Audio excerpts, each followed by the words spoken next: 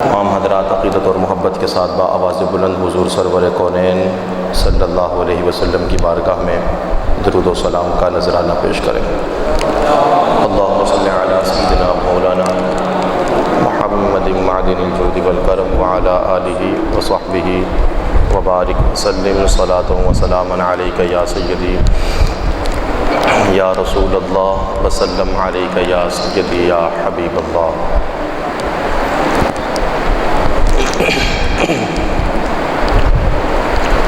قرآن مجید فرقان حمید کی ایک مشہور و معروف آیت کریمہ آپ کے سامنے تلاوت کی۔ پروردگار عالم آیت کریمہ کی روشنی میں مجھے صحیح گفتگو کرنے اور آپ لوگوں کو صحیح سمجھنے کی توفیق عطا فرمائے۔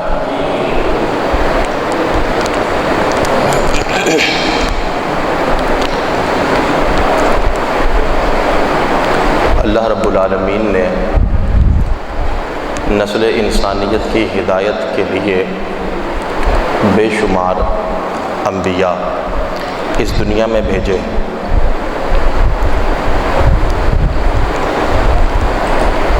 حضرت آدم علیہ السلام کو سب سے پہلے اللہ رب العالمین نے اس دنیا میں نبی بنا کر بھیجا، اور 1400 سال پہلے مکہ المکرمہ میں اللہ رب العالمین نے ہمارے پیارے آقا حضرت محمد مصطفیٰ صلی اللہ علیہ وسلم کو آخری نبی بنا کر سیدہ آمنہ رضی اللہ تعالی عنہا کے گھر میں پیدا فرمایا۔ کم و بیش 1,24,000 پیغمبر دنیا میں آئے، انہوں نے تبلیغ دین فرمائی۔ ان میں سے بہت سے نبی ایسے ہوئے جنہوں نے نکاح کیے، شادیاں کیں، اللہ نے انہیں اولادیں عطا فرمائی، اور ان کی نسلوں کا سلسلہ ان سے چلا۔ یعنی جب انہیں نبوت دی گئی تو انہوں نے تبلیغ فرمائی، جو لوگ ان کے ساتھ لگے وہ ان کے صاحب کہلائے، جہاں سے صحابی ہم لفظ استعمال کرتے ہیں۔ تو نبی کی صحبت کی وجہ سے وہ لوگ بھی قابل احترام ہو گئے، اور جو اس نبی کی آل یا اس کا خاندان یا اس کی جو اولاد تھی وہ ان کے خونی رشتے کی وجہ سے وہ بھی صاحب احترام ہو گئے۔ رسول اکرم صلی اللہ علیہ وسلم اس کائنات میں جلوہ گر ہوئے، آپ نے شادیاں بھی فرمائیں، اللہ نے آپ کو اولاد بھی عطا فرمائی۔ آپ کے چچا بھی ہیں، رسول اکرم صلی اللہ علیہ وسلم کا ایک پورا خاندان ہے جس میں پھپھو بھی ہیں۔ تو قرآن مجید فرقان حمید نے اس آیت مقدسہ میں قُل لا أسألكم علیہ اجرا الا المودۃ فی القربیٰ، اس آیت کریمہ میں امت مصطفیٰ کو یہ حکم دیا کہ تم نبی کریم صلی اللہ علیہ وسلم کہ اہل بیت یعنی ان کے خاندان سے محبت کرو۔ خاندان میں صرف اولاد ہی نہیں ہوتی، بہن بھائی دیگر جو رشتہ دار ہوتے ہیں قریبی، وہ بھی خاندان ہی کہلاتا ہے۔ تو اللہ رب العالمین نے قرآن مجید فرقان حمید کی آیت مقدسہ کے ذریعے امت مصطفیٰ پر یہ واجب کر دیا کہ تم اپنے نبی کے خاندان سے محبت کرو۔ قُل لا أسألكم علیہ اجرا الا المودۃ فی القربیٰ، اے نبی آپ اپنی امت سے کہہ دیجئے کہ میرے جتنے احسانات تم پر ہیں ان احسانات کے بدلے میں تم سے مال اور دولت طلب نہیں کرتا، اس کا بدلہ یہ ہے کہ تم میرے خاندان سے محبت کرو، میرے اہل بیت سے محبت کرو۔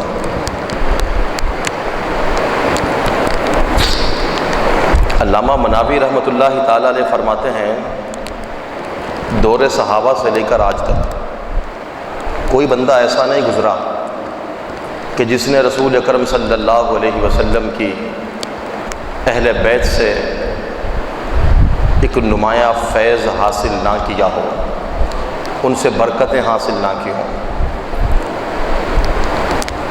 علامہ یوسف نبھانی، علامہ اسماعیل نبھانی رحمۃ اللہ تعالیٰ علیہ آپ فرماتے ہیں کوئی محدث، کوئی امام، کوئی محقق ایسا نہیں گزرا کہ جس نے اس خاندان سے فیض حاصل نہ کیا ہو۔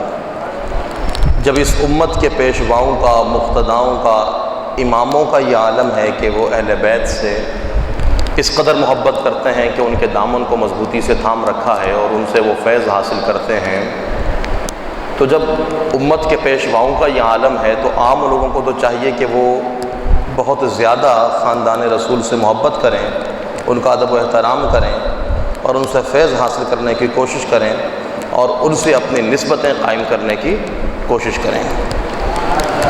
اس آیت کریمہ کے تحت مفسرین اکرام نے یہ بھی لکھا قُلْ لَا أَسْأَلُكُمْ عَلَيْهِ أَجْرًا إِلَّا الْمَوَدَّةَ فِي الْقُرْبَى، جو اللہ کا فرمان ہے کہ اے نبی آپ اعلان کر دیجئے کہ میں تم سے اپنے احسانات کے بدلے میں مال و دولت نہیں مانگتا بلکہ تم میرے خاندان سے محبت کرو۔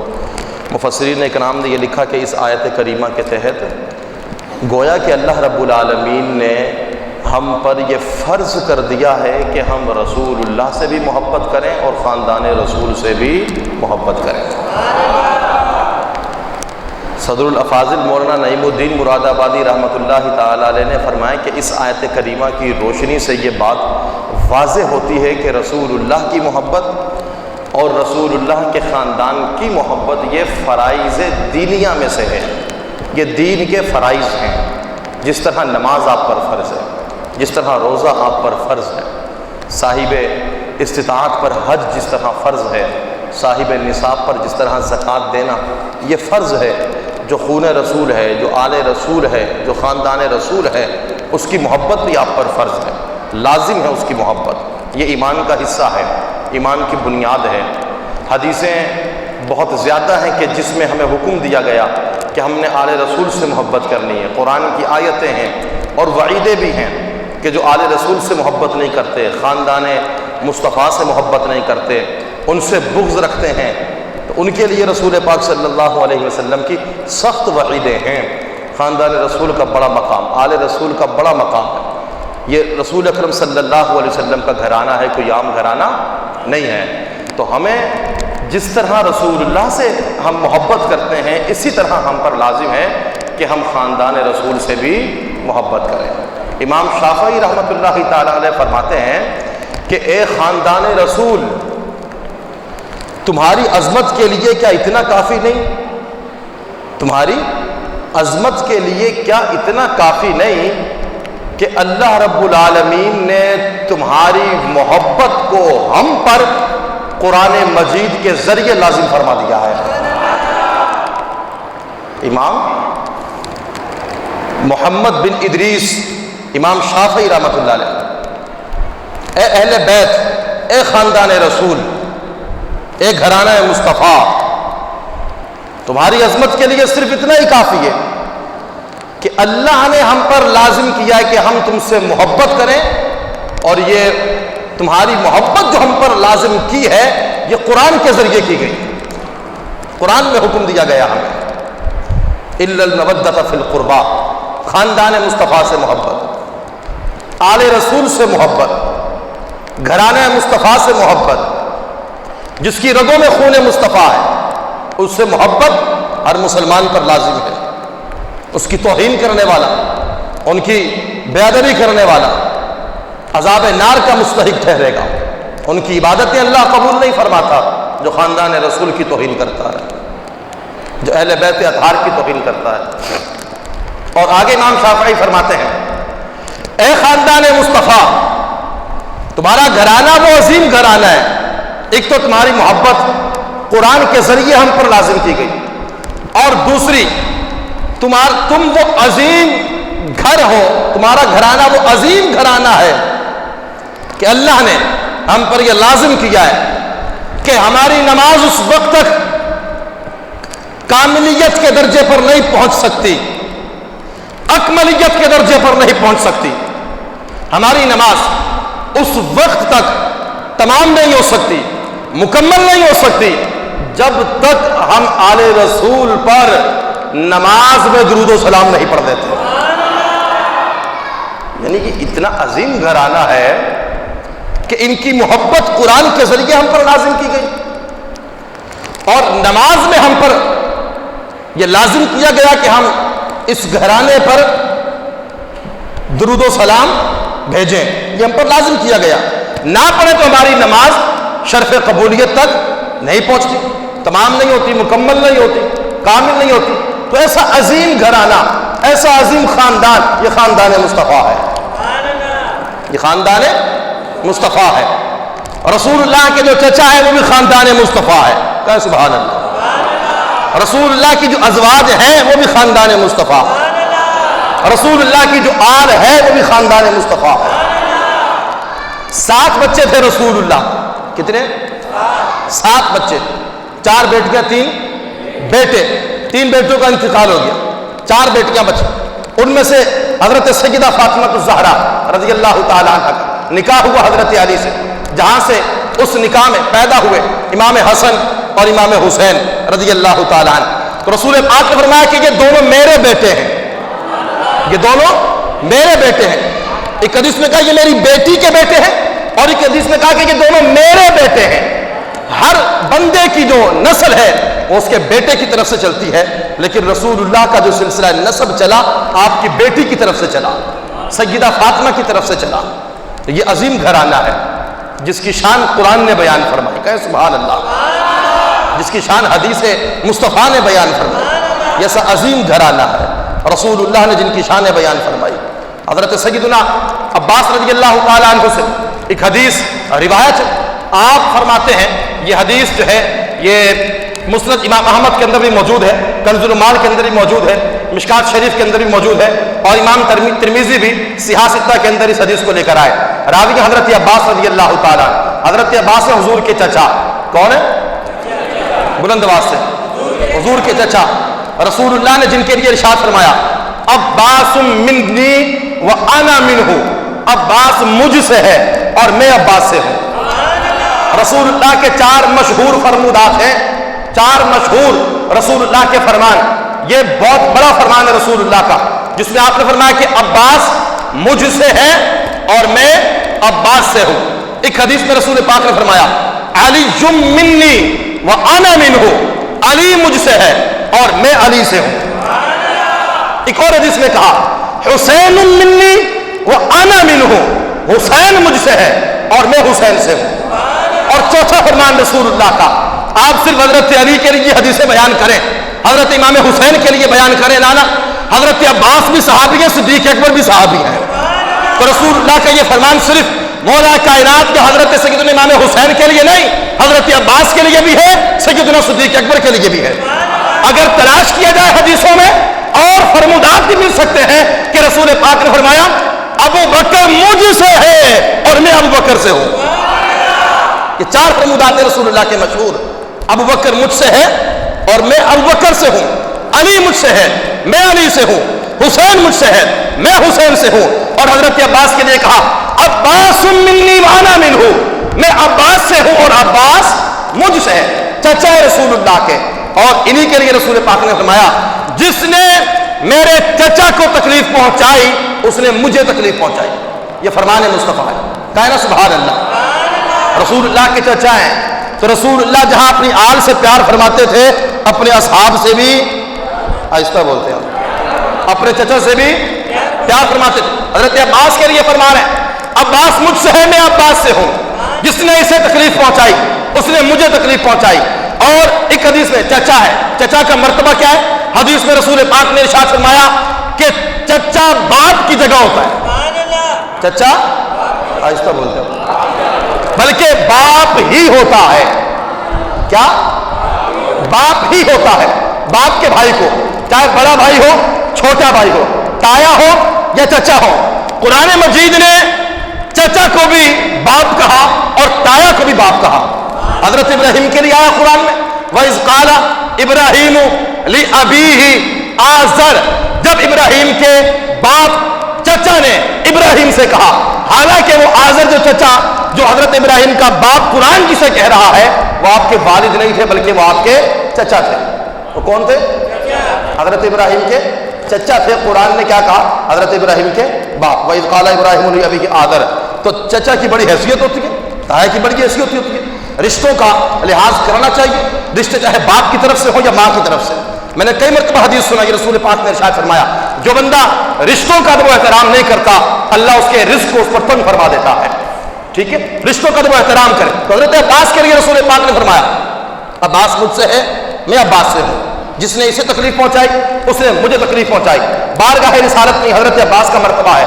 صحابہ کرام علیہ رضوان جب کسی کام کے اندر مشورہ کرتے اور صحابہ کرام مختلف مشورے پیش فرماتے، اسی دوران اگر رسول پاک کے چچا جان آ جاتے اور یہ کوئی مشورہ پیش کرتے تو صحابہ کرام حضرت عباس کے مشورے کو ترجیح دیا کرتے تھے، اس لیے کہ یہ رسول اللہ صلی اللہ علیہ وسلم کے چچا ہے، رسول اللہ کی رشتہ داری کی وجہ سے، رسول اللہ کی قرابت داری کی وجہ سے، رسول اللہ کے خاندان کی وجہ سے، رسول اللہ صلی اللہ تعالی علیہ وسلم کی رشتہ داری کی وجہ سے آپ کے مشورے کو ترجیح دی جاتی تھی کہ جو بات حضرت عباس نے کہی ہے اس پر عمل کیا جانا چاہیے، کیونکہ یہ حضور کے چچا جان ہیں، ان کا رسول اللہ صلی اللہ علیہ وسلم کا خاندان ایک ہے، ان کی بات کو ترجیح دی جاتی۔ اور حضرت سیدنا صدیق اکبر کا مقام تو یہ ہے کہ جب حضرت عباس تشریف لاتے بارگاہ رسالت میں، رسول پاک جلوہ گر ہے، عثمان غنی جلوہ گر ہے، فاروق اعظم جلوہ گر ہے، صحابہ کرام موجود ہیں، حضرت عباس آ گئے، رسول پاک کے چچا، تو حضرت صدیق اکبر رضی اللہ تعالیٰ عنہ آپ کا انداز یہ ہوتا تھا کہ جیسے ہی حضرت عباس آتے تھے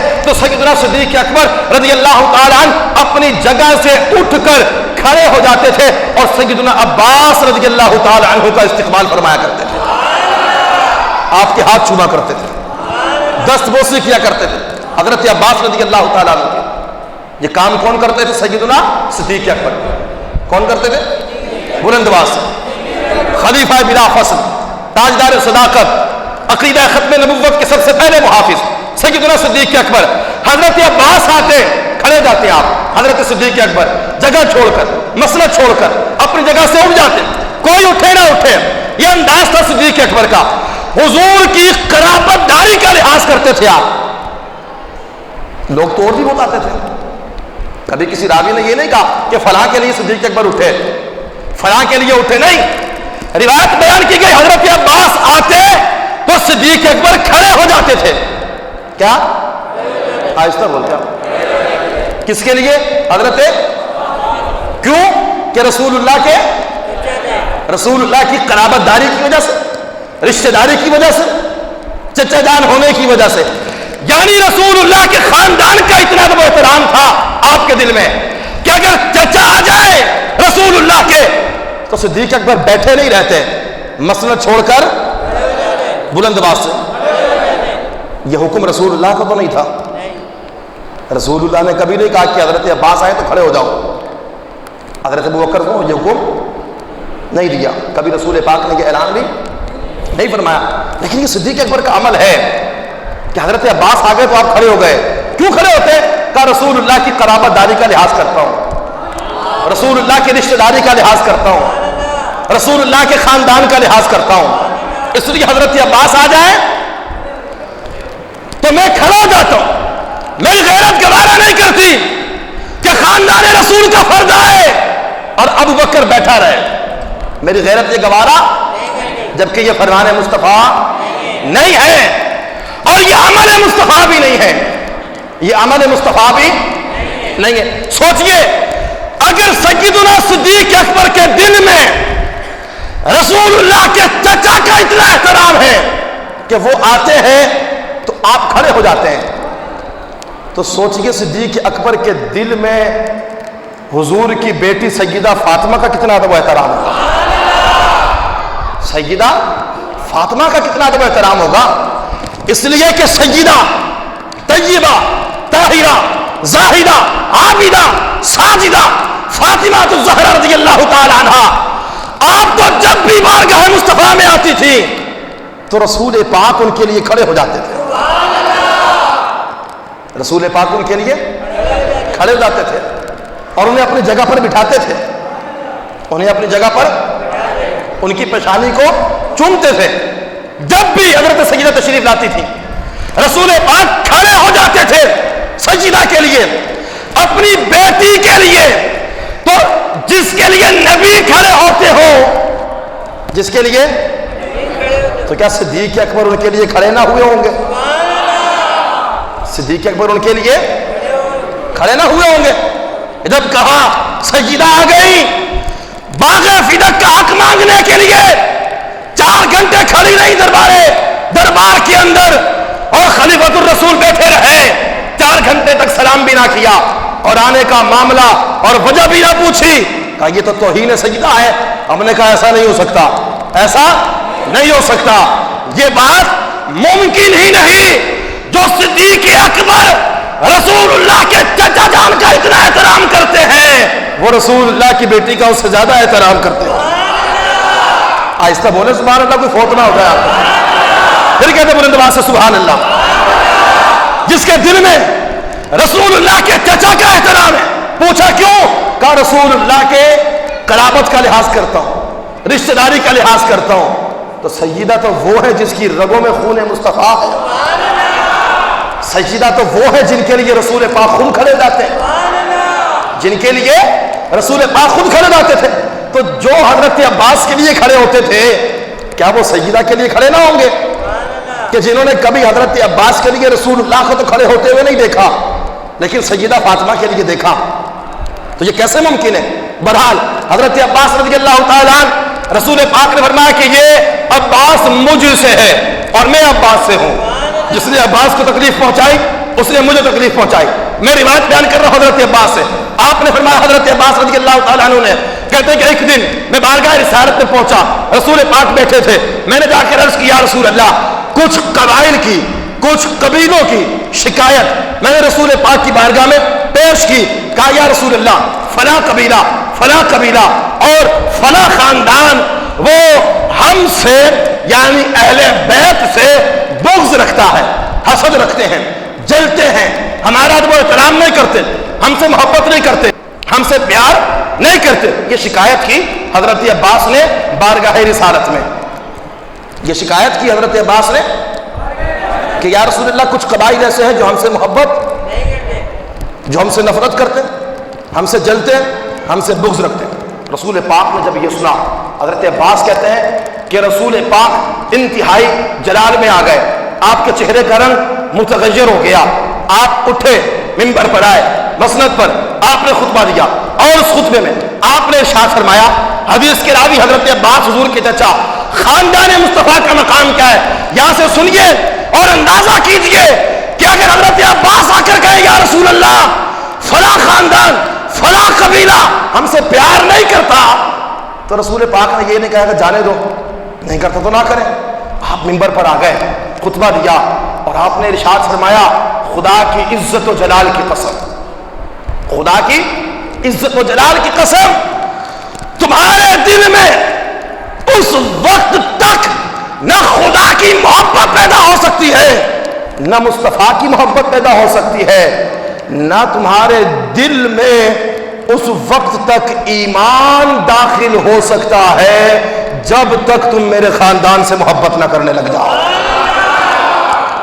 تمہارے دل میں اس وقت تک ایمان داخل, ایسا بولتے آپ لوگ, تمہارے دل میں ایمان کا نور نہیں پہنچ سکتا جب تک تم میرے خاندان سے محبت نہیں کر لیتے.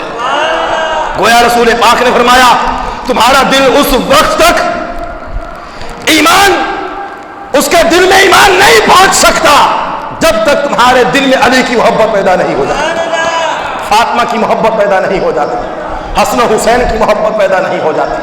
تمہارے دل میں جب تک سیدہ عائشہ کی محبت پیدا نہیں ہو جاتی, تمہارے دل میں جب تک سیدہ خدیجہ الکبریٰ کی محبت پیدا نہیں ہو جاتی, تمہارے دل میں جب تک حضرت عباس کی محبت پیدا نہیں ہوگی اس وقت تک تمہارے دل کے اندر ایمان پیدا نہیں ہوگا.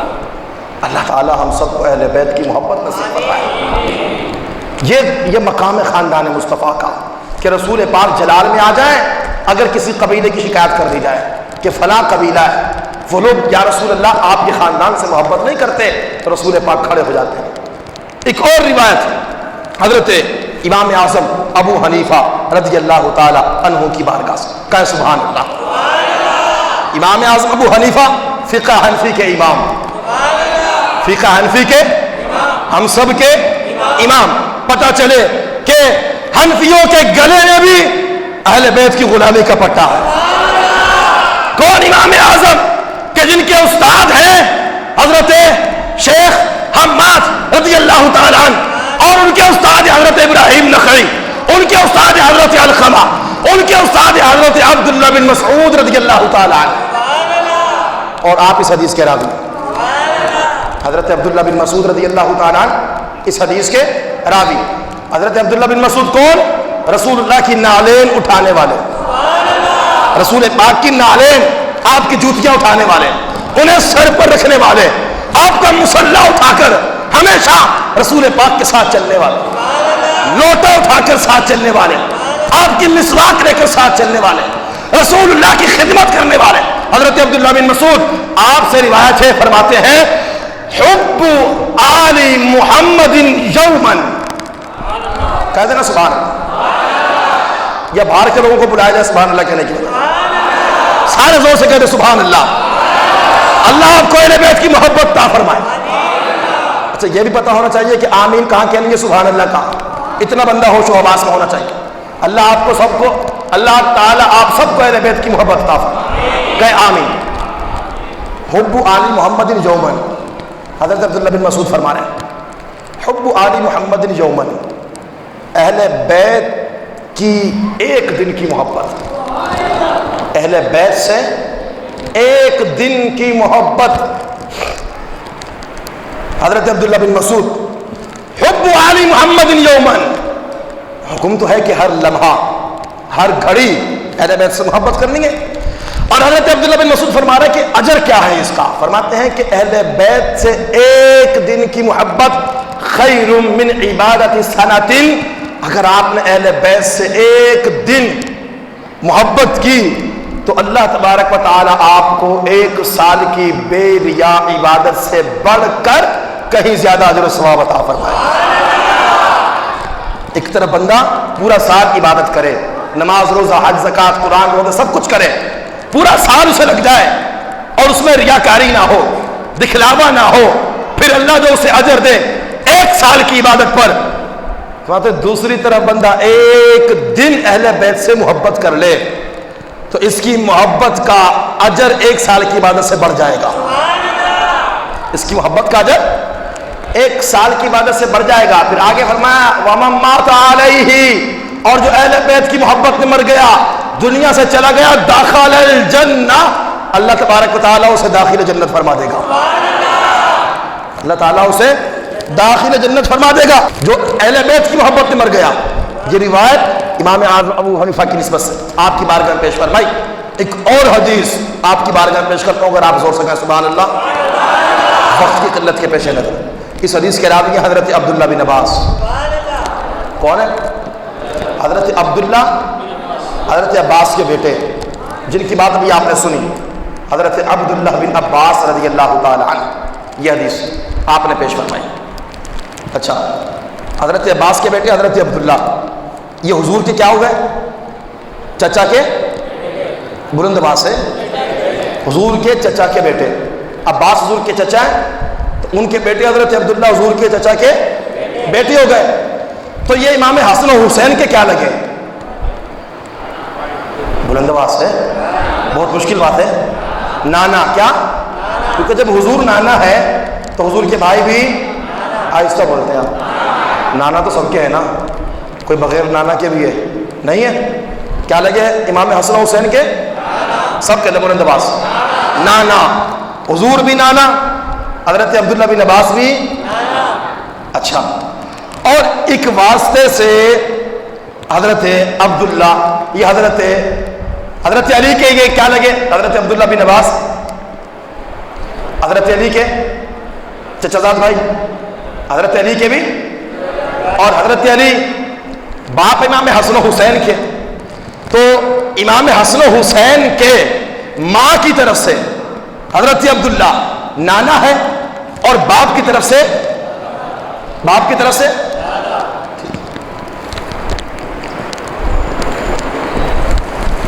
سبحان اللہ کا بلند آواز سے. چلے ٹھیک ہے، آگے چلتے ہیں. حضرت سیدنا عباس رضی اللہ تعالیٰ حضور کے چچا زاد بھائی، آپ کی والدہ ایک مرتبہ حضور کی خدمت میں آئی. اچھا یہ 3 بھائی تھے حضرت عبداللہ بن عباس. کتنے؟ 3 بھائی. آپ کے ایک بھائی کا نام ہے حضرت فضل بن عباس، حضرت فضل بن عباس، اور ایک بھائی کا نام ہے حضرت قسم بن عباس رضی اللہ تعالیٰ. حضرت فضل بن عباس جو آپ کے بھائی ہیں نا، وہ انتہائی خوبصورت تھے. کیا نا سبحان اللہ. ایک مرتبہ حضور کے ساتھ آپ کی سواری کے پیچھے بیٹھے ہوئے تھے حضرت فضل بن عباس، اور آگے سے حضور اکرم صلی اللہ علیہ وسلم کو ایسے پکڑا ہوا تھا. دراز گوش پر سوار تھے، جو حضور کی سواری تھی. دراز گوش سمجھتے ہیں نا، گدھا جو ہوتا ہے اس میں وہ سواری تھی. تو رسول پاک اس پر سوار تھے، آپ کے پیچھے بیٹھے تھے حضرت فضل بن عباس، حضور کے چچا کے بلند آواز سے، اور انتہائی خوبصورت، اور پیچھے بیٹھے حضور کو یوں ہاتھ ڈال کر. تو سوچئے نا منظر کیسا حسین ہوگا، منظر کیسا حسین ہوگا. حضرت فضل کی شان کیا ہوگی جو رسول پاک کی پیچھے بیٹھے ہوں، اور جن کا سینہ رسول پاک کی پشت سے ملا ہوا ہو، اور جنہوں نے رسول پاک کو پکڑا ہوا ہو اور حضور کے ساتھ بیٹھے ہوں. ایک علاقے سے گزرے، سامنے سے کچھ خواتین آ رہی تھی، تو رسول پاک کے پاس چادر تھی ایسے کاندھے پر. تو سامنے سے خواتین جو آئی تو رسول پاک نے یہ چادر اٹھا کر ایسے حضرت فضل بن عباس کے چہرے پر ڈال دی. حضرت فضل بن عباس کے چہرے پر ڈال دی. خواتین گزر گئیں، حضرت فضل بن عباس نے چادر ہٹائی، عرض کی یا رسول اللہ میرے ماں باپ آپ پر قربان، میرا چہرہ کیوں ڈھانپ دیا آپ نے، میرا چہرہ کیوں ڈھانپ دیا آپ نے؟ تو رسول پاک نے فرمایا میں نے سامنے خواتین کو دیکھا، اللہ نے مجھے اتنا حسن دیا ہے، مجھے خوف لاحق ہوا کہیں ایسا نہ ہو کہ یہ عورتیں تجھے دیکھ کر فتنے میں مبتلا ہو جائیں، تو میں نے تجھ پر پردہ ڈال دیا، میں نے تجھ پر پردہ ڈال دیا. یعنی اتنے حسین و جمیل تھے حضرت فضل بن عباس. بھائی ہیں حضرت عبداللہ بن عباس کے، اور حضور کے بھی چچا زاد بھائی. رسول پاک بھی رشتوں کا کتنا خیال کرتے تھے، اپنے کزنوں سے محبت، اپنے رشتہ داروں سے محبت. سواری پر سوار ہے تو کزن رسول پاک کے پیچھے، اور دوسرے تیسرے بھائی حضرت قسم بن عباس رضی اللہ تعالیٰ، حضرت عبداللہ بن عباس کے بھائی. یہ وہ ہے کہ جب رسول اللہ صلی اللہ علیہ وسلم کو قبر انور میں لٹایا گیا تو قبر میں جو شخص اترا وہ رسول اللہ کی چچا زاد بھائی حضرت قسم بن عباس، جنہوں نے اپنے ہاتھوں سے اٹھا کر رسول پاک کے جسد مبارک کو قبر اثر میں رکھا. حضرت قسم بن عباس نے، حضرت عباس کے بیٹے نے، وہ کہتے ہیں کہ جب رسول پاک کا جسم مبارک میں نے قبر میں رکھا، آخری لمحات تھے، تو میں نے دیکھا کہ حضور کے لبہائے مبارک جنبش کر رہے ہیں. سارے کہتے ہیں سبحان اللہ. کمزور آدمی نہ بولے، طاقتور کہا سبحان اللہ. کہ رسول پاک کے لبہائے مبارک ہل رہے تھے، جنبش کر رہے تھے. کیا کر رہے تھے؟ ہل رہے تھے. اور عجیب بات ہے کہ ملا یہاں پر کہتا ہے کہ رسول پاک کو نعوذ باللہ مر کر مٹی میں مل گئے، ان سے تو کوئی رابطہ نہیں ہو سکتا. تو جو مر جائے کیا اس کے ہونٹ ہلتے؟ بولتے نہیں آپ. پر اگر مرے کے ہونٹ ہل جائیں تو کوئی جنازہ پڑے گا اس کو؟ گھر والے گھر چھوڑ کے جنازہ اندر اور گھر والے باہر. اگر ہونٹ ہل جائیں تو یہ رسول پاک کی حیات مبارکہ ہے. کہاں ہونٹ ہل رہے تھے تو میں نے سوچا کہ کیوں نہ کان لگا کر سنوں. میں کہہ دوں سبحان اللہ، آپ کیوں نہ میں کان لگا کر سنوں کہ یہ ہونٹوں کی جنبش کیوں ہے، رسول اللہ کیا کہہ رہے ہیں. کہا میں نے کان لگایا رسول پاک کے لبہائے مبارک پر تو میں نے سنا کہ رسول پاک فرما رہے تھے رب حبلی امتی، رب حبلی،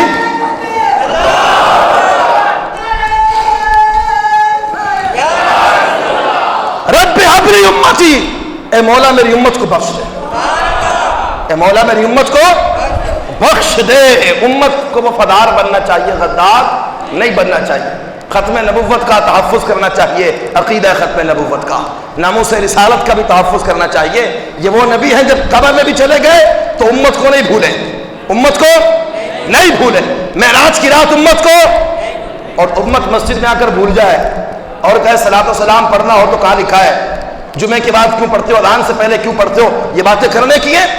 عقیدہ ختم نبوت پر تحفظ کی بات آ جائے ہم اپنے گھروں میں بیٹھے رہے، ناموس رسالت کی تحفظ کی بات ہم اپنے گھروں میں بیٹھے رہے، تو ہمارا ایمان کامل، ہم نے رسول اللہ سے محبت نہیں کی جس کا حکم قرآن نے دیا. الغز حضرت فضل بن عباس، حضرت قسم بن عباس، اور راوی ہے حدیث کے حضرت عبداللہ بن عباس.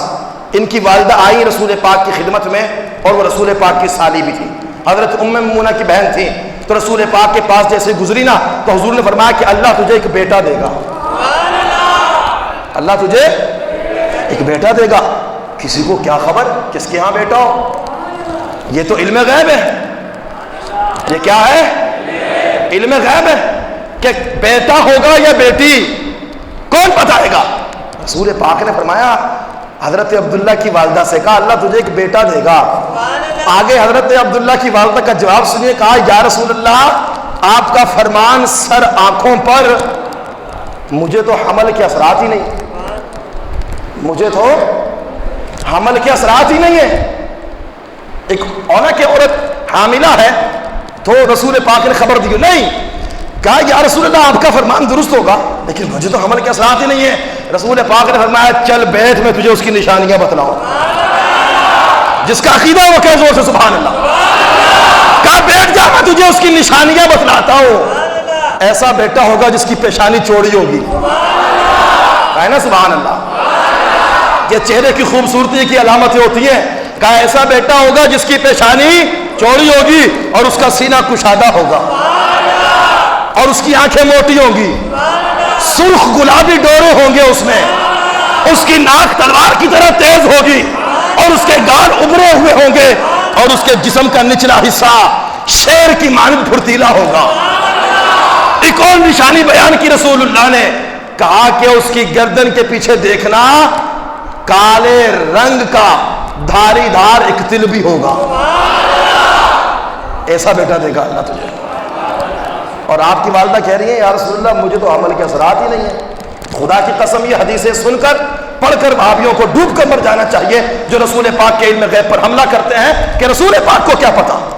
ماں کہے کہ مجھے حمل کے اثرات نہیں، رسول پاک کہے تجھے بیٹا ہوگا اور اس کی نشانیاں بتلا دی. خاتون چلی گئی، حاملہ ہو گئی، بچہ پیدا ہو گیا، دیکھا پیشانی چوڑی ہے. فرمان مصطفیٰ ہے، پہاڑ اپنی جگہ سے ہل سکتا ہے، پہاڑ اپنی جگہ سے ہٹ سکتا ہے، مصطفیٰ کا فرمان غلط نہیں ہو سکتا.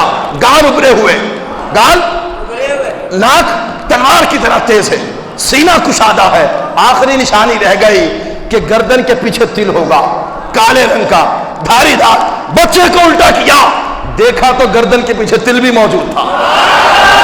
بچے کو اٹھایا، سینے سے نگاہ لگایا اور دوڑ پڑی بارگاہ رسالت کی طرف. جیسے حضور کے قریب آئیں تو حضور نے فرمایا کہ تو ام عبداللہ ہے، تو ام عبداللہ ہے. آپ خوش ہو گئی، کہا یا رسول اللہ اپنے بیٹا بھی دے دیا، بیٹے کا نام بھی دے دیا، بیٹے کی کنیت بھی عطا فرما دی، مجھے کنیت بھی عطا فرما دی. یہ روایت پیش کر رہے ہیں حضرت عبداللہ بن مسعود رضی اللہ تعالیٰ عنہ. یہ کہتے ہیں کہ ایک بندہ دنیا سے ماورا ہو جائے، بے نیاز ہو جائے، بیوی بچوں سے بے نیاز ہو جائے، گھر بار کو چھوڑ دے، قبیلے کو چھوڑ دے، خاندان کو چھوڑ دے، شہر کو چھوڑ دے، اپنے ملک کو چھوڑ دے، ہر چیز سے بے نیاز ہو کر سفر شروع کرے اور سیدھا مکہ المکرمہ پہنچ جائے. خانہ کعبہ پہنچنے کے بعد، طواف کے بعد مقام ابراہیم کے پاس آ کر کھڑا ہو جائے، نفل بھی پڑھے، نفل بھی پڑھے اور وہاں پر آ کر بیٹھ جائے، ساری زندگی اپنی وہاں پر گزارے، ہر روز نمازیں پڑھے، پوری رات سجدے کرے، دن کو روزہ رکھے اور گھر والوں سے ہر جگہ سے بے نیاز ہو کر آ جائے، زندگی ساری مکے میں گزار دے، صحن حرم میں گزار دے، راتوں کو سجدہ کرتا ہو، دن میں روزہ رکھتا ہو اور اس کی موت کا وقت قریب آ جائے، فرشتہ اس کے جسم سے روح نکالے اور اس کے دل کے اندر اہل بیت کا بغض ہو. حضرت عبداللہ بن عباس فرماتے ہیں کہ اللہ تبارک و تعالی اس کی ساری عبادتوں کو اس کے منہ پر مار کر اس شخص کی قبر کو جہنم کا گڑھا بنا دے گا جس شخص کے دل کے اندر اہل بیت کا بغض ہوگا. اتنا عظیم مقام رکھا خاندان مصطفیٰ کا اللہ نے.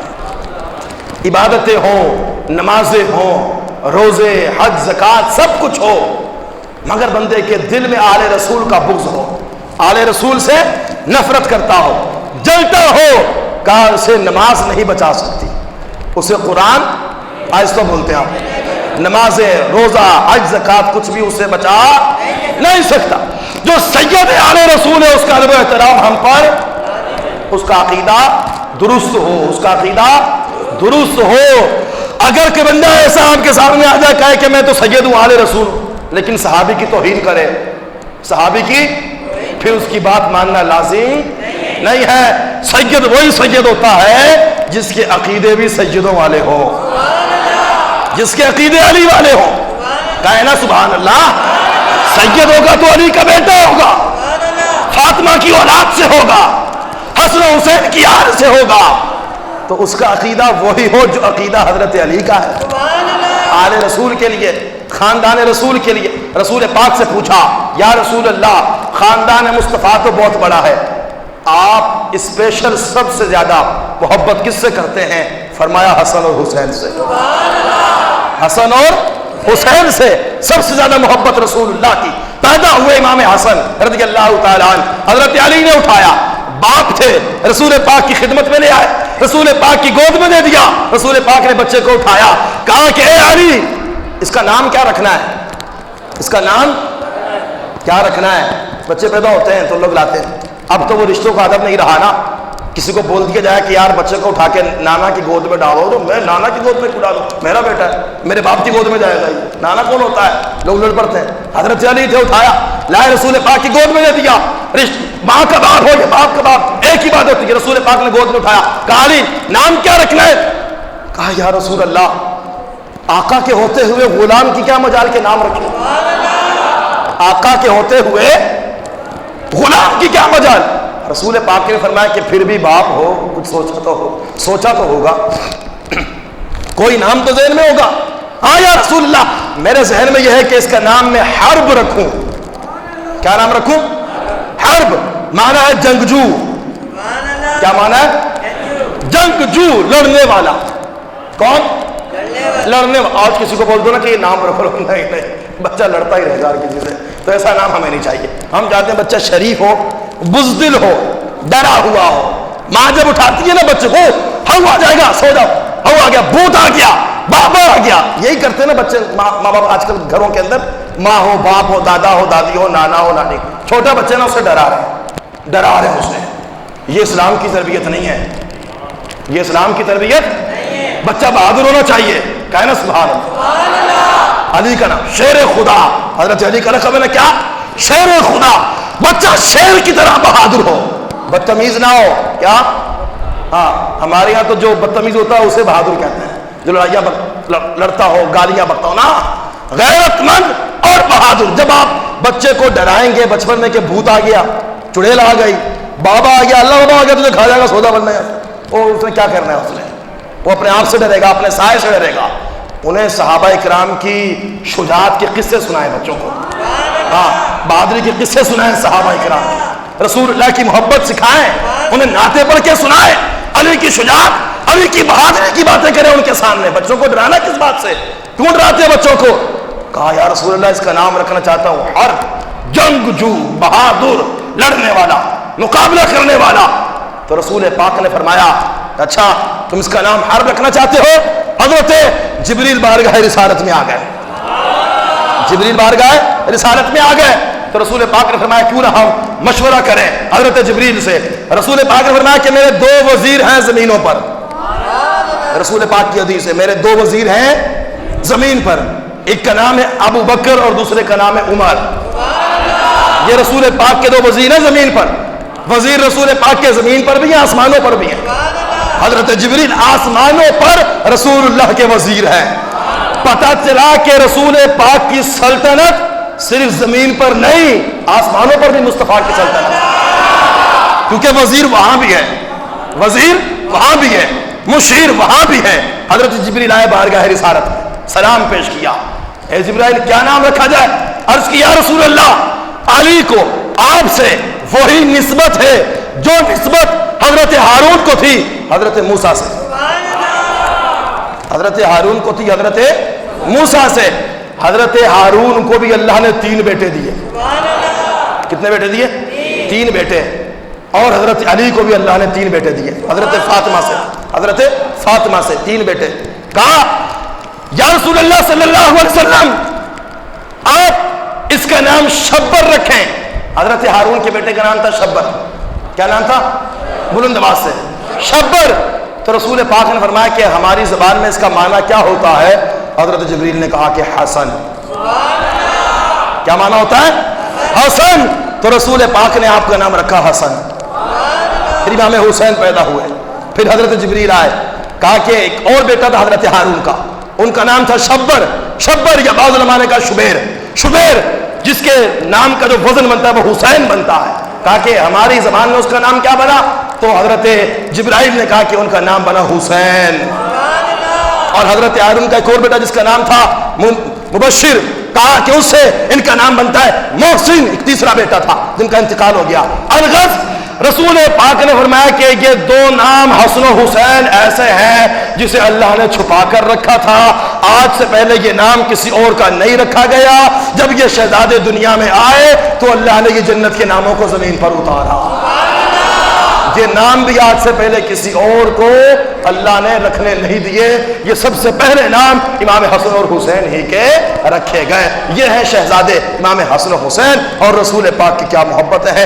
آخری بات کہ اپنی گفتگو کو ختم کر رہا ہوں، اس خاندان سے محبت کا حکم ہے۔ جو اس خاندان سے غداری کرے گا بے ایمان ہو کر مرے گا، جو اس خاندان سے غداری کرے گا اپنا ٹھکانہ جہنم میں بنائے گا، اپنی آخرت کو تباہ کرے گا، اپنی قبر کو تباہ کرے گا۔ رسول پاک تشریف لائے، گھر میں سیدہ فاطمہ کا گھر ہے، حضرت امام حسن و حسین چھوٹے ہیں، بچے ہیں، آپس میں کشتی لڑ رہے ہیں، سیکھ رہے ہیں دونوں۔ تو رسول پاک بیٹھ گئے، بچوں کو ہٹایا نہیں، کہا لڑنے دو، ان کی اعصاب مضبوط ہوں گے، لڑ رہے ایک دوسرے سے۔ رسول پاک بیٹھے، اچانک آپ نے امام حسن سے کہا حسین کو ٹانگ سے پکڑو، پھر کہا حسین کو گلے سے پکڑو، پھر کہا حسین کو سینے سے پکڑو۔ گویا رسول پاک نے امام حسن کو لڑنے کا طریقہ بتایا، کبھی امام حسن سے کہا حسین کو ٹانگ سے پکڑ لو، کبھی کہا گردن سے پکڑ لو۔ حضرت فاطمہ دیکھ رہی ہیں کہ میرے بابا جو ہے وہ میرے بڑے بیٹے حسن کو تو لڑنے کا طریقہ بتا رہے ہیں مگر حسین کو نہیں بتا رہے۔ معاملہ کیا ہے؟ دونوں کا باپ ایک ہے، دونوں کی ماں ایک ہے، خاندان ایک ہے، نانا ایک ہے، نانی ایک ہے۔ کہیں ایسا تو نہیں کہ رسول پاک کے دل میں حسن کی محبت زیادہ ہو، حسین کی کم ہو۔ معاملہ ختم ہو گیا، بچے چلے گئے، رسول پاک بیٹھے تھے، حضرت فاطمہ آ گئی، بابا جان آج میں نے عجیب منظر دیکھا۔ کیا بیٹی؟ کہا بابا جان میں نے دیکھا آپ نے حسن کو بتایا، حسین کو نہیں بتایا۔ دونوں ایک ہی خاندان کے چشم و چراغ ہیں، دونوں کی رگوں میں خون فاطمہ ہے، خون علی ہے، دونوں آپ کے شہزادے ایک سے پیار کرتے ہیں ایک سے نہیں کرتے۔ تو رسول پاک نے فرمایا کہ فاطمہ جو میں دیکھتا ہوں وہ تو نہیں دیکھتی، جو میں سنتا ہوں وہ تو نہیں سنتی، خبردار۔ سبحان اللہ، آہستہ بولے تو انسانوں کے بندہ یہاں سے 6 نمبر کا ٹکٹ اس کا کٹ جائے، بولا بلند آواز سے کہنے سبحان اللہ۔ جو میں دیکھتا ہوں جو وہ تم نہیں دیکھ سکتے، اور جو میں سنتا ہوں وہ تم۔ وہاں بھی کہہ رہا ہے کہ رسول پاک کی دو آنکھیں ہماری دو آنکھیں، مگر رسول پاک کہہ رہا ہے آنکھیں تو 2 ہیں لیکن جو میں دیکھتا ہوں وہ تم۔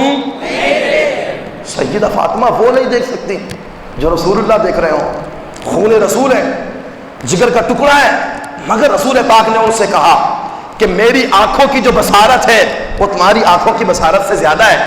آنکھیں تمہاری 2 ہیں، میری بھی 2 ہیں، لیکن جو میں دیکھتا ہوں وہ تم نہیں دیکھتی۔ کہا بابا جان کیا معاملہ ہے؟ کہا جب میں گھر میں آیا تو میں نے بچوں کو کشتی لڑتے ہوئے دیکھا، اور ایک سائیڈ پر میں نے جبریل کو بھی دیکھا جو حسین کو لڑنے کا طریقہ بتا رہے تھے، تو بعد میں نے حسن کو لڑنے کا طریقہ بتانا شروع۔ اعلیٰ حضرت نے کہا بے اجازت ان کے گھر جبریل بھی آتے نہیں، قدر والے جانتے ہیں قدر و شان اہل بیت، اور بے ادب گستاخ فرقے کو بتا دے اے حسن۔ یوں کہا کرتے ہیں سنی داستان اہل بیت۔ وآخر دعوانا الحمدللہ رب العالمین۔